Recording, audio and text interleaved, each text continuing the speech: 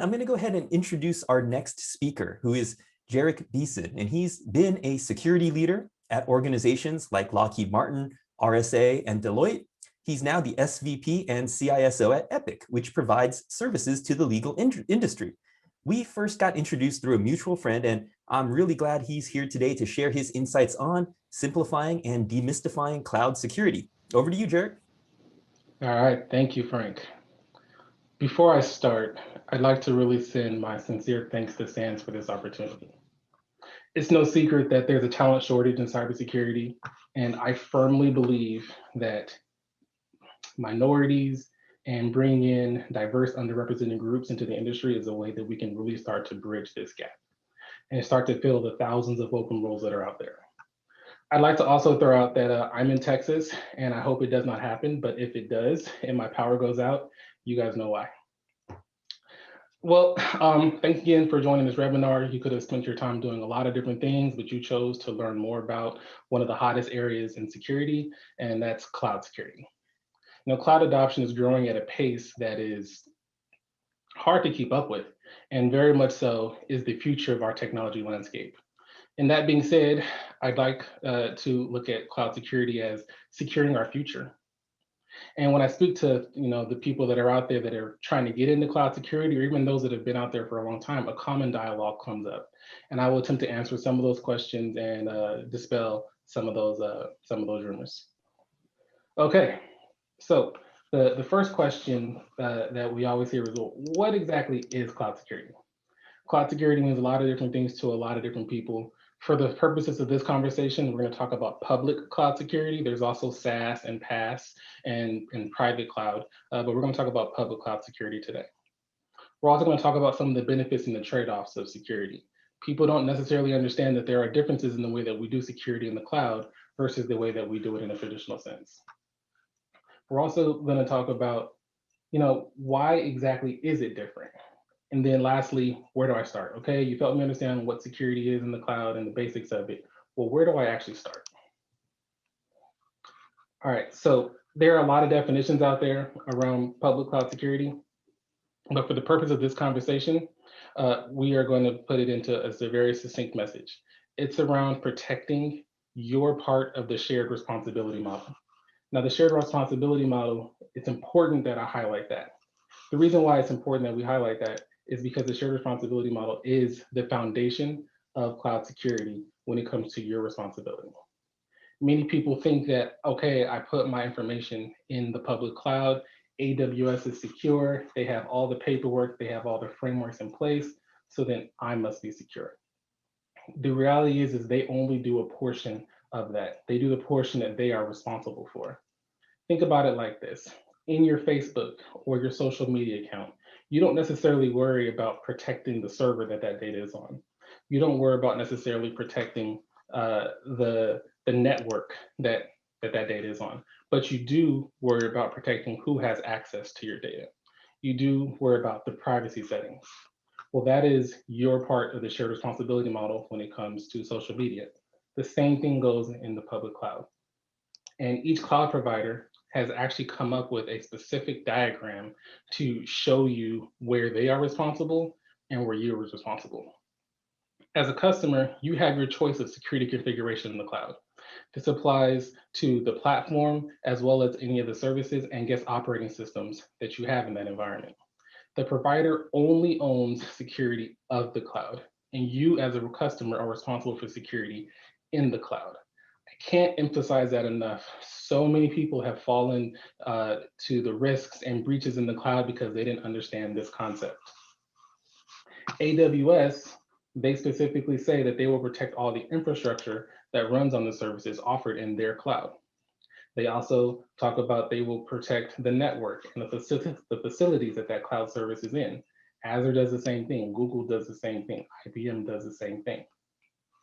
But the customer responsibility, it's based on the services that you decide to select, the configurations that you decide to put in place, the different types of services that are out there, such as Elasticsearch or certain types of storage solutions or endpoints in the cloud. All of those selections you make come with the responsibility of applying the appropriate security to those individual selections. And we're going to talk a little bit about how you can actually secure those environments. All right, so when we talk about the differences between security in the cloud and security on premise, and in a traditional sense, there are some very domain specific differences, but then there are some general differences that apply across the board. We talked about the shared responsibility model already, but it's important to also emphasize one more time that in the traditional sense, you have complete control of all of your security. In the cloud, you have to share it. But also when you look at the cloud, and I've heard this already from some of the earlier presenters, you have the ability to automate a lot of things when it comes to the cloud. And you can automate things in the traditional sense, but it's a lot harder, and most security tasks are done manual. We're trying to make some changes to that, but a lot of those changes come with the use of the cloud. Also, when it comes to traditional security, the data is contained within your walls. You can use a VPN, or you can use a firewall to keep all of the data in your walls. In the cloud, that data can be everywhere. It's no longer stored in your data center, and it could be in 20 different data centers. Now, that brings some concern to some people, but as I kind of alluded to earlier, the cloud providers, if they've done anything, it's focused on security. Security was the primary deterrent for people moving to the cloud.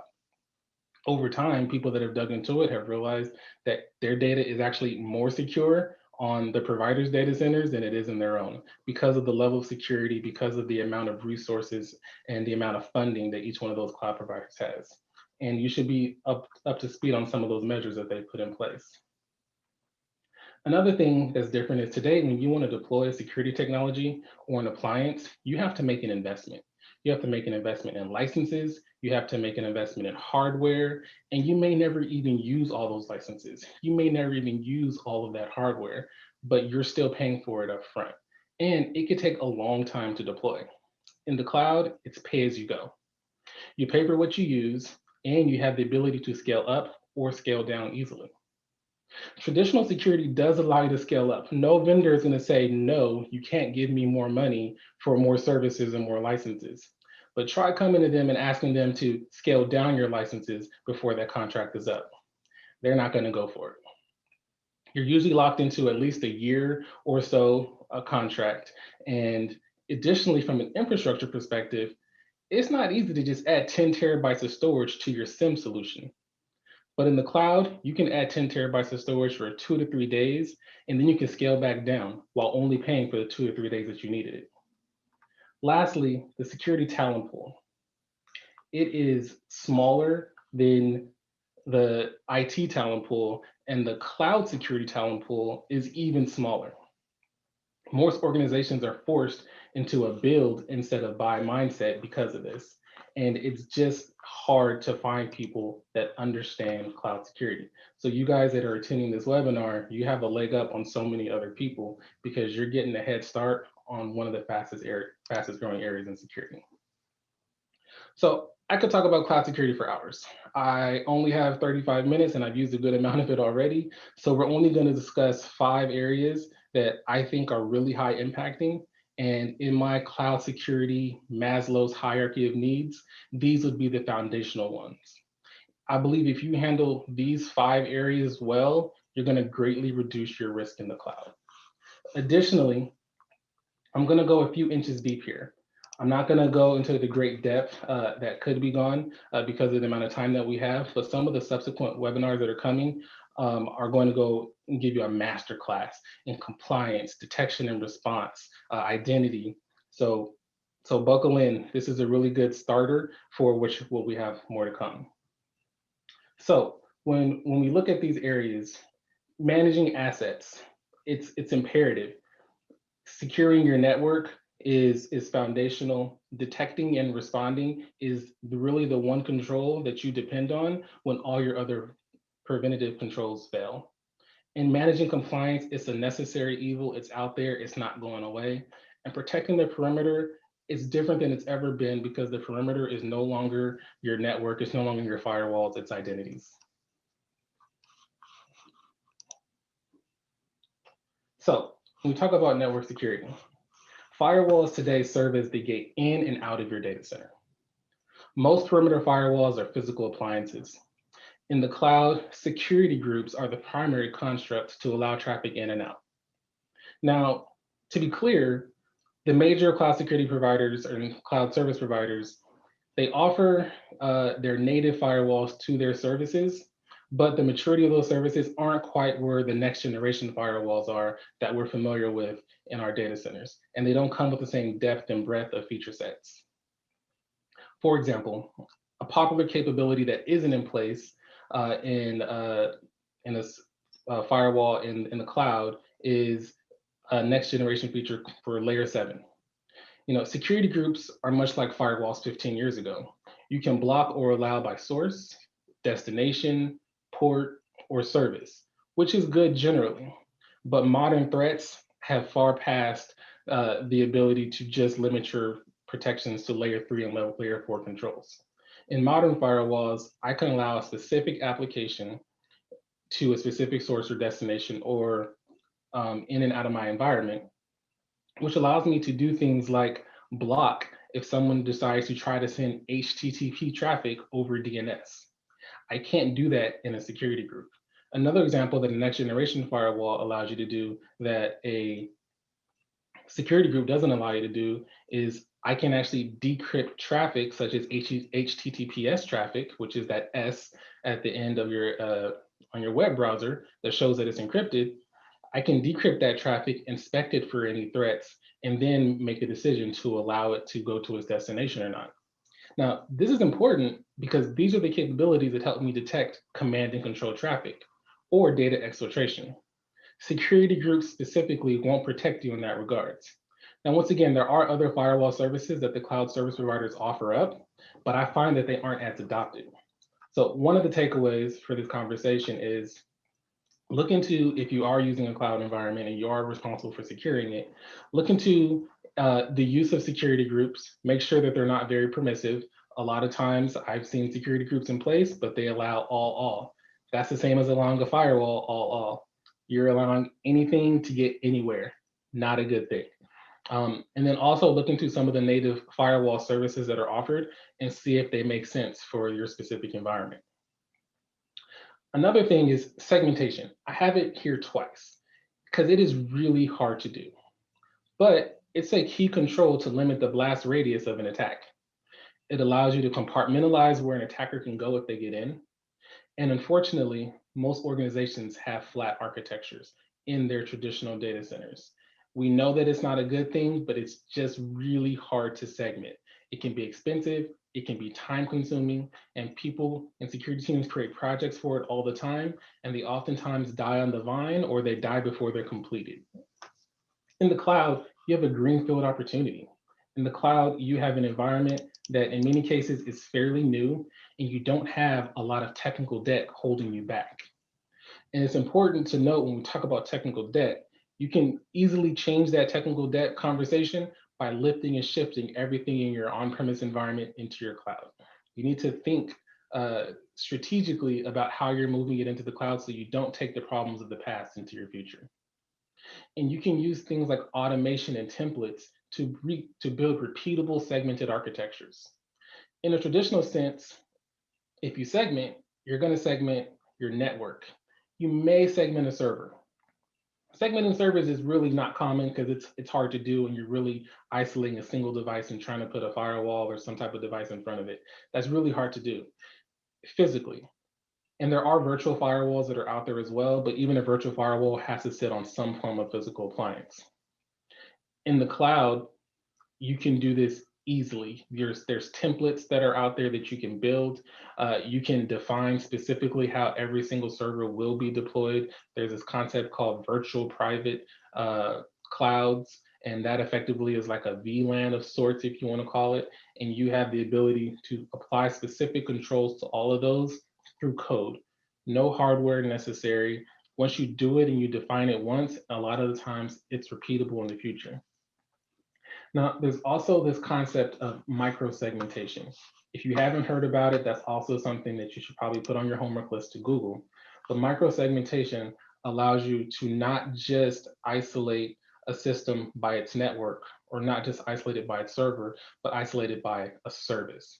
Now, this is important because from a security perspective, not only does that allow me to limit how much of an investigation I have to do, it also limits the amount of lateral movement. If an attacker compromises a service, they're contained within that specific service and nothing else. And I'll use a visual. When you look at a naval warship, naval warships are made to take hits, but not go down. Why? Because wherever it gets hit, they close off the door and the water cannot leave that one area. The ship stays afloat even though the system was attacked. That is how we need to build our networks. And that is what the cloud gives us the ability to do a lot easier than it is to do on premise. The next thing is asset management. Asset management is probably one of the most foundational elements of security, yet it's one of the hardest to do well. If you ask a CISO, what keeps you up at night? Among the many things that are on their list, at least it's on my list, it's I don't know what I don't know. And that comes down to asset management. In an on-premise environment, it can be difficult to know what resources, to know what data is out there at any given time. The data is moving, the people are utilizing and accessing it differently all the time. And the way we address that is we've put in systems that are called CMDBs, configuration management databases. In many companies, CMDB is a four-letter word because they're almost never completed appropriately. A lot of money has gone into them. Security teams are always asking for them, but it's hard for everybody to do it. Even people with goodwill and good intentions oftentimes fail at CMDBs. As Frank alluded to, I was a consultant for a long time, and I rarely saw a CMDB done well. In the cloud, it's done a lot easier. On premise, you have to run scans, and those scans aren't always going to give you complete results. Maybe systems are down, maybe a firewall is blocking it, or you resort to agents. And an agent only works if agents find themselves on systems. They don't always do that. The agent has to be healthy. The agent has to be able to communicate back home. That doesn't always work out well. And most organizations just don't have the level of visibility that they would like in an on-premise environment. And without visibility, it's challenging for any organization to adequately secure their infrastructure and their data security compliance requirements. And if you look at any framework, asset management is one of the core controls. If you look at the SANS 20, the number one control is know your systems and know your applications. In the cloud, your systems are automatically inventoried. You can use a feature called tagging to apply metadata to those systems. And that way you can tag system owners. System owners are important because I might find a system that has vulnerabilities, but if I don't know who the owner is, I have a hard time addressing those vulnerabilities. I can tag whether the system has sensitive data on it. I can tag whether it's a development or production system, whether it's internet facing, all types of things that help me make better risk-informed decisions. And for those that are familiar with virtual systems like Hyper-V or Citrix or VMware, you never have to wonder what servers, what tenants are on your host. It's right there in the console. You always know that. Well, the cloud is a huge virtual environment. And right in the console, you will always see any system that's ever been stood up, any system that's ever been removed. Now, you can see it, but it's up to you to go and look for it. So another piece of homework is go and look in the inventory of your systems and just see what's out there. See if you know about it and see if it's in your vulnerability management system. See if it's in your endpoint security system. See if it's in your patching system. And if it's not, find out how those things are being done. A lot of the times they're not being done because no one asked for them to be done. And then you can start working on trying to address that.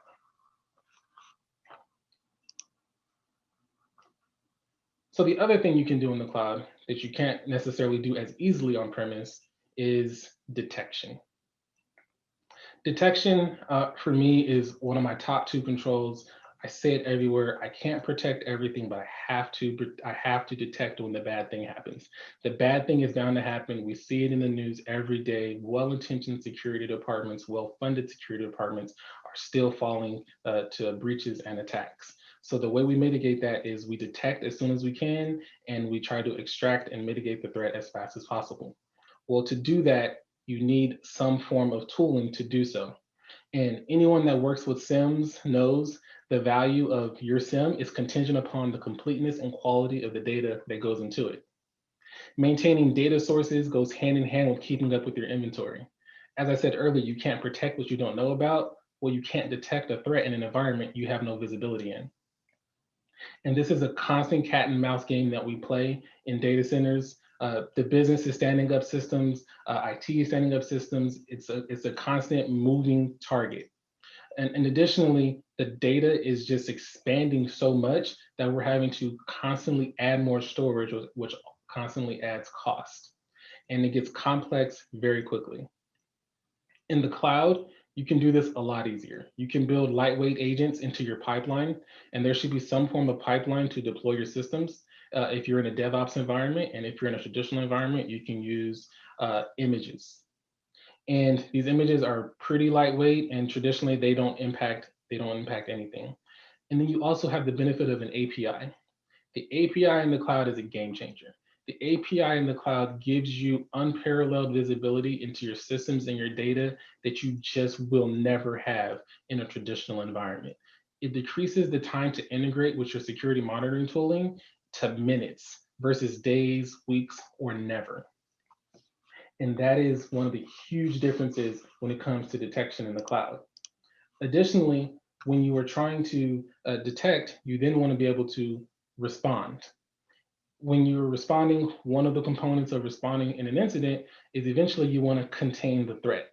You contain the threat doing a lot of different things. You can isolate it on a VLAN, you can block a firewall port, you can lock it down with your endpoint solution.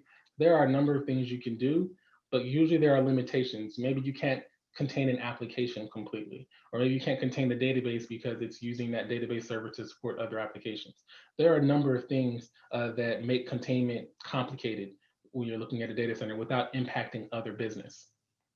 In the cloud, you can run containment scripts that will contain that service. The same way you can isolate it with segmentation, you can isolate it to contain it. And I always recommend that you build those containment scripts ahead of an incident. You understand where your systems are, what services are out there, and you define those containment scripts that you want. So when the bad thing happens, because the bad thing will happen, you can tell your team, push the button and you contain it. Business continues on as normal while you investigate and figure out what's going on. So homework for containment is to find what matters most in your cloud environments, build some scripts so that you have the ability to respond quickly and you're not trying to build those scripts in the middle of an incident. It's really hard to design and build while you're responding. And then the second to last thing we'll talk about is configuration compliance. Gartner calls out configuration error as the #1 threat to cloud security. You've seen it in the news countless times. S3 bucket breached, S3 bucket wide open and exposed, customer data, sensitive data, social security data, even, I hate to say it, even fingerprint data and biometric data stolen, sitting in people's S3 buckets unprotected. You can do this, you can mitigate this risk much more easily in the cloud.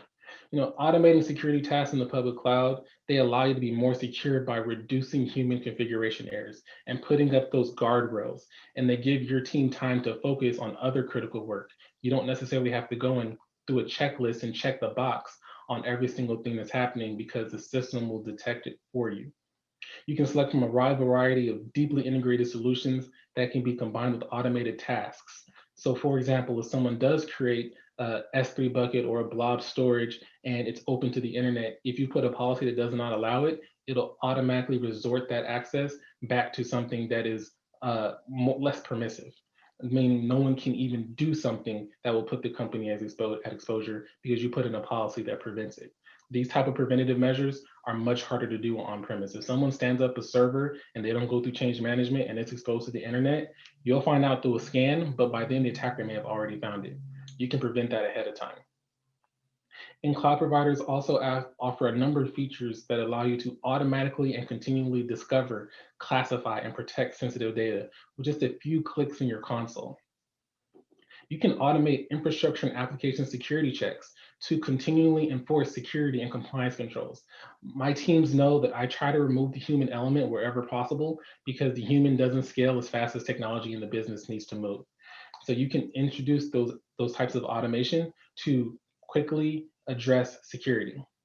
Lastly, what you have the ability to do on premise, in the cloud that you don't have the ability to do on premise, is to run continuous checks for NIST, HIPAA, ISO, and the litany of acronyms that matter to your industry and your organization and your country, so that you can provide it to auditors, you can provide it to your customers. And these things are built in native, many times at no cost. It's easily done, and it will quickly help improve your security posture in the cloud. And then the last thing we'll talk about is the new perimeter. MK hit on it beautifully with SASE. Zero trust is a term that's oftentimes used. The reality is the perimeter as you know it is no longer today. The perimeter is now identities and applications. And the cloud is built to protect that. You will no longer make binary decisions. If a device is on network, I apply these controls. If it's off network, I apply these controls. That's not how it works in the cloud. You apply your security at the user level and at the application level, and you can do so quickly. You can do so with templates. You can do so with segmentation. You can do so with risk decision making. Two-factor authentication is by far one of the most important things that you're going to leverage when it comes to cloud security, because it's all about access to those resources. And then the last thing we have are some key takeaways. I've talked about a few throughout this, but the first one is understand your shared responsibility model. You have a responsibility. If you are tasked with securing your cloud, you need to understand what that responsibility is. You need to know where the line is drawn between your responsibility, their responsibility, and in many cases, there is a blended responsibility. Look at your current technology stack. Look at some of the capabilities that I talked about and identify the ones that can extend to the cloud and the ones that you're going to have to do a little bit differently in the cloud, because there will be some that you need to do differently in the cloud. Turn on logging for everything. Once again, you can't detect what you don't know about. You can't detect what you're not logging. Logging is free. Turning on logging is free. The data and the storage for it isn't necessarily free, but the cost is nominal compared to what you would pay on premise for storage. Centralize that logging and have your SIEM or your monitoring solution capture that data. And then lastly, turn on configuration checks. You can prevent the majority of breaches by putting up the guardrails to stop it from ever happening. Thank you for your time. I definitely appreciate it. I've left a little bit of time for questions, and looking forward to answering them if there are any. Hey, Jerich, that was great. You know, it really resonated with me how you talked about and compared the traditional approach to security for those different areas to the cloud-based and the cloud-first approach. You know, given your experience, some people were asking, you know, as a consultant, as a CISO, you know, you might see some even security people be a little bit hesitant, maybe even a little bit resistant to leverage some of these cloud-first approaches because they're so used to the traditional approach. How do you move that mountain? How do you get people bought into doing the things that you were talking about? That's a great question. So the one thing that really holds people back is lack of understanding, right? So the cloud providers, they all offer their own certification programs. You don't necessarily need the certificate. It'll definitely provide you and your organization more confidence that you understand it, but you can take the training. And the trainings that these providers are offering will tell you in great detail everything about the services and how to leverage those services. Now, one thing I will say is the training is always behind what they're offering up. Amazon probably has a new service being released every 2 weeks. I'm not exaggerating. Maybe it's more often than that, right? So the training is not going to keep up with every single service, but it'll give you the foundation, and those foundations can extend to any of the other services that are out there. And then additionally, when you're looking at extending services, either from your traditional security tools or leveraging cloud security tools, work with the vendors. The vendors are grappling with this just as much as you are. Once again, cloud is the future, and they recognize it's the future, and it benefits them to help educate you as you want to continue to use their products. Great. So cloud is definitely a secular trend here. And, we know that organizations are moving in this direction, but there are still many companies, enterprises that people here on the session work at where they're still struggling with moving towards the cloud. So you just talked about convincing, getting buy-in for some of the members of the team, but what about executives? Other than cost savings, what are the things do you see that resonate with the C-suite in terms of getting them to move to the cloud? So I wouldn't even lead with cost savings. Cost savings is a fallacy unless you have experienced cloud people on the IT side and it's on the security side. But what I would say is cloud allows for efficiency. I can't always go and ask for 10 more people, but if I can implement technology that does the work of 5 to 10 more people, that's a value. I can also talk about doing things faster, right? So I talked about configuration checks where I would have had to schedule an assessment that I maybe do once a year where I go and I kick the tires on my technology. The cloud system is doing it for me automatically. So once again, that I don't know what I don't know, that is no longer as much of an issue in the cloud. So I can give them a statement of I will have more confidence that our infrastructure is secure because it is always assessing itself. I can get things done faster that will allow me to focus on more strategic things. I've said that security labor breaks down into 3 categories: business as usual, security consulting, and strategic projects. If I'm spending as much time as I am today on business as usual and consulting, I don't have time to implement my strategic projects. So it'll give me time to implement the strategies and the other areas that are going to reduce risk across the organization. Awesome. Hey, one last question here, a little bit more specific. We've got a question. You talked about detection, how important that is, some tips for moving in that direction with the cloud. But what about forensics in particular? Any advice on doing forensics on your instances, your machines in the cloud? How is that different from what is traditionally done? So the way I've done forensics in the cloud is similar to the way I do forensics on premise, except for I use solutions, right? So we have endpoint security tooling that will allow you to do your forensics. Now, where it gets a little gray is forensics on the cloud provider's infrastructure. Every once in a while, depending on the contract that you have, you can come into agreements with your cloud provider, and it has to be ahead of an incident that should something occur, that they will work with you to get that forensics evidence provided, especially if you need it in any type of court case and so forth. Your specific virtual image is not usually going to be enough, and you're also going to need the forensics image of the hardware of that cloud provider. And usually they will work with you if you bring these things up ahead of time, but not in the middle of a fire. Awesome. Well, hey, Jerich, thanks so much for sharing your knowledge and your insights with us. Everybody, let's give Jerich a virtual round of applause here.